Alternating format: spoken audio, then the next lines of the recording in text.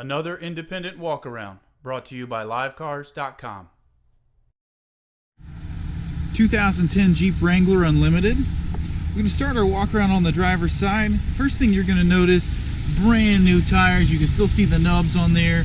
Nice set of Cooper Discovers. And then we're just going to come up and down the panels looking for any signs of dents, stings, scratches. This is an Islander edition. A little bit of fading there. Nothing major.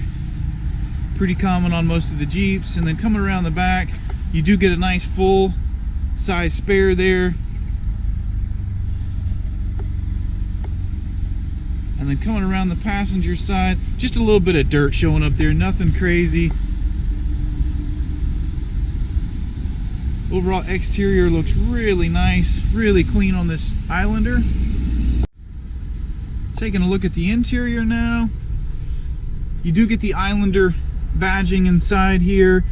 We'll show you the dash. We're going to have to jump in here and close the door so we can get the mileage to pop up. But you do have AM, FM, CD, all your climate control. This model is a four-wheel drive and it is automatic. All the flooring surface will be black. Great for not showing any staining. Once we're in, now you can see the mileage is 96,264. Taking a look in the back seat now. We'll just do a nice slow pan over the seats. No signs of any staining back here, and then all the flooring surface looks good. Taking a look in the cargo area now. Nice cargo space in the back here for the Wrangler Unlimited. Now the back seats do fold down, so we'll go ahead and show you that from the passenger side here in just a moment. Then you do have some all-weather mats come with it. Taking one more look from the passenger side.